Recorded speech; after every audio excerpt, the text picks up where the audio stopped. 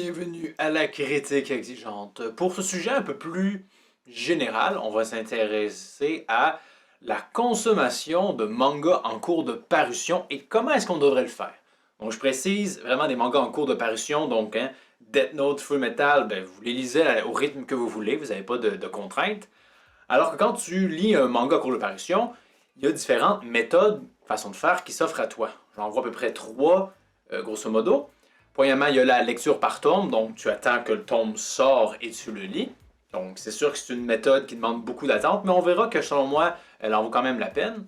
L'autre façon de faire, et qui devient de plus en plus courante, c'est lire les chapitres au fur et à mesure qu'ils sortent, hein, soit quand ça sort hebdomadairement, bi-hebdomadairement, mensuel, ou dans le cas de Hunter x Hunter ou Berserk, quand l'auteur sort quelque chose. Et troisième méthode, c'est un peu un dérivé de la deuxième, c'est-à-dire tu lis les chapitres, mais pas forcément à mesure qu'ils sortent, parfois tu prends un certain retard, qu'il soit voulu ou non voulu, et tu combles ce retard-là.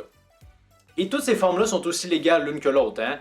Ça fait des années que de façon assez illégale, on peut lire les chapitres via des traductions faites par des fans, et on les bénit, hein, grâce à eux, on a eu accès à cette culture-là. Mais de plus en plus, de façon légale, c'est le cas maintenant. Dragon Ball Super est un exemple. Hein. On a carrément le chapitre en version traduite officielle, presque en même temps qu'au Japon.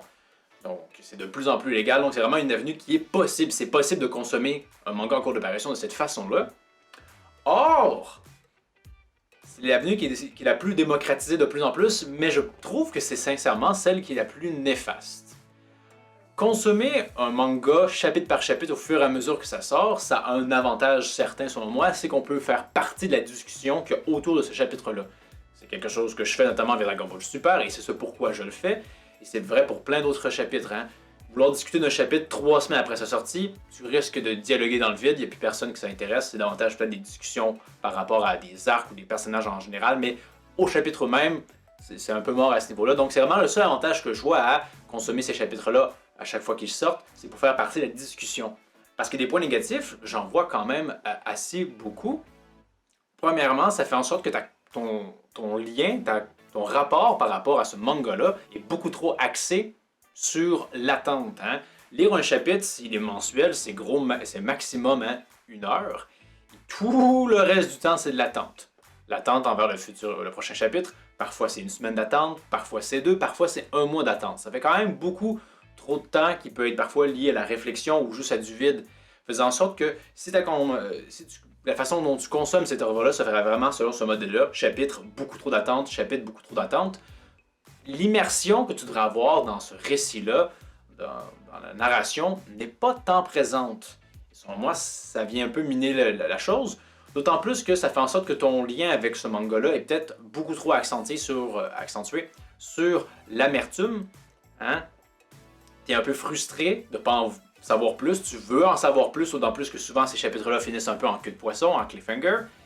Donc, une frustration peut-être non désirée qui est présente, et parfois désirée. Hein. Quand des œuvres sont excessivement mauvaises, je pense à Bleach sur sa fin et Seven Deadly Sins, quand les chapitres mauvais s'enchaînent les uns après les autres et que tu as des temps d'attente par rapport à ça pour ruminer, si on veut, ta frustration de la mauvaiseté de ces chapitres-là, ça n'aide pas.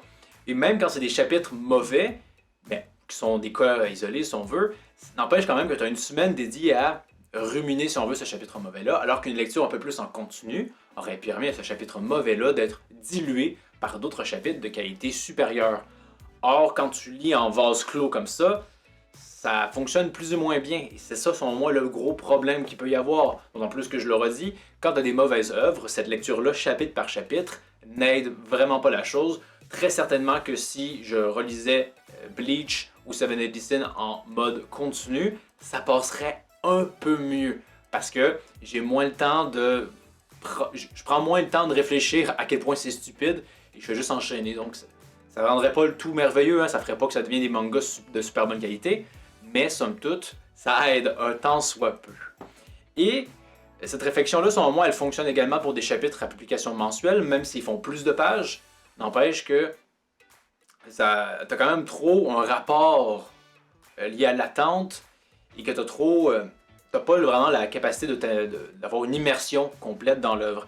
C'est ça pourquoi je recommande vraiment, pas forcément d'y aller par tome, bien que si vous êtes assez patient pour le faire, ben, je vous dirais patienter. c'est quand même agréable de pouvoir se plonger pour 10 chapitres environ dans une œuvre. On se plonge vraiment dans l'univers, on voit davantage le grand schéma que l'auteur voulait faire. Mais si vous n'êtes pas capable d'attendre jusqu'à là, au moins attendre d'avoir au moins 3 chapitres de retard. Je pense qu'avec 3 chapitres de retard, c'est quand même suffisant pour davantage faire une immersion dans l'œuvre, vraiment se plonger dedans, être dans l'univers, et non pas toujours rentrer, sortir tout le temps, qui casse beaucoup l'appréciation qu'on peut avoir d'une œuvre. Et un exemple un peu exacerbé, mais qui démontre, je pense, la véracité de mes arguments, la véracité de mon propos, c'est le cas de Dragon Ball Multiverse, que j'ai déjà parlé sur la chaîne. Ici, c'est une publication à la page. Donc vraiment, allez, 30 secondes, tu as lu la page, tu attends la prochaine page qui sortira dans 2 jours. Honnêtement, c'est d'une chiantise assez immense.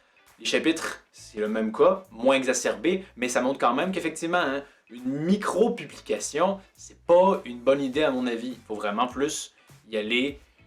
Il faudrait que les auteurs, idéalement, c'est ce qu'ils devraient faire. Et c'est ça un peu qui est ironique, c'est que ce modèle de publication-là que je décris, que je dirais, non, lisez pas au fur et à mesure, c'est pas la bonne façon de faire, n'empêche que c'est comme ça que ça sort. C'est comme ça que l'auteur pense sa publication. C'est sûr qu'il y a une grande idée d'un grand tout uni, mais il faut quand même qu'il pense en termes de chapitres. C'est pourquoi souvent ça finit un peu en cliffhanger. Il faudrait vraiment que ça soit pas le cas. Ça passe mieux dans le mensuel, mais quand même encore un peu une fois cette problématique-là.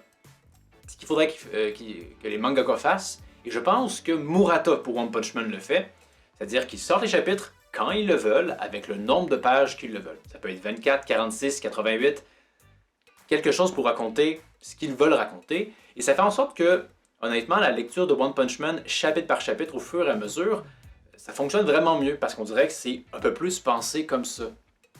Donc il faudrait vraiment que je pense que d'autres mangaka s'en inspirent, mais on s'entend que les aléas du système économique n'aimeraient pas ça, mais c'est vraiment une approche qui est, je trouve, très intéressante parce que plus proche de ce que l'auteur veut véritablement faire, et habituellement, ça aide ça, habituellement. Donc, comment est-ce que vous jugez qu'il est bon de consommer vos mangas en cours de parution? Êtes-vous capable de patience et de patienter? Est-ce que vous jugez également que c'est une bonne idée? Ou selon vous, il y a un avantage que j'ai pas nommé à la consommation, chapitre par chapitre, au fur et à mesure que ça sort? Et là, je sais, on pourrait dire que je suis hypocrite parce que je ne fais pas ça pour Dragon Ball Super, je n'attends pas. C'est parce que je fais partie de la discussion, je vais faire des vidéos. Si je ferais une vidéo 3 mois après un chapitre, assurément, elle n'aurait pas beaucoup de vues. Donc, faites-moi part de tout ça dans les commentaires, ça va me faire un plaisir de vous lire et de commenter, débattre avec vous.